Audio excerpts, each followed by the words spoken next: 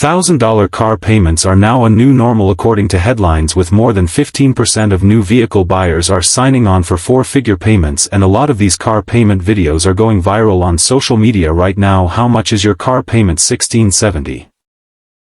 How much is your car payment? $1,720. That's crazy. So in this video what we're gonna do is we're gonna go over how much of a car you can afford, and I actually have three different salary ranges that we're gonna go over today. Someone who makes $40K, someone who makes $80K a year, and someone who makes $150,000 a year. Now a lot of car dealerships these days will try to convince you that you can actually afford more of a car than you can actually afford because they just stretch out the loan terms. The average car loan term right now is 69 months in America, and based on the data, if your credit score is lower, the more likely you are to take on an even longer car loan term. Not only that, car loan interest rates are getting higher. That means having a car payment these days is going to be a lot more expensive than it was before. We're going to cover a couple of car buying rules today, as well as some ways to save money on car payments, and we're also going to talk about if financing or leasing a car is better. Lastly, I'll give you some specific numbers on the three salary ranges that I mentioned before. So let's actually get started with the video and start with the first car buying rule, the 35 rule. The 35 rule states that the most that you spend on a car is going to be 35 what your gross annual income is. That means if you make $40,000 per year, the most that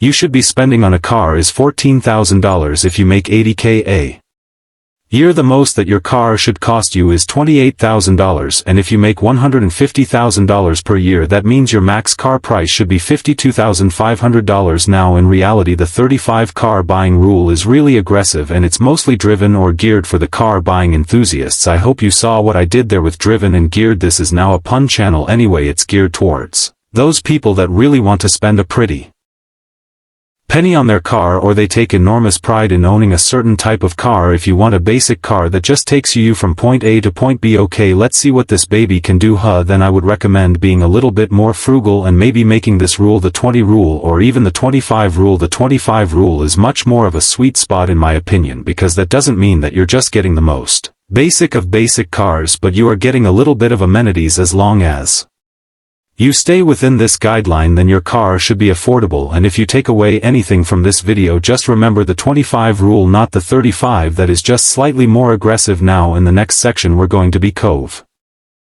Thanks for watching this full video. Like, share, subscribe Speed Info channel.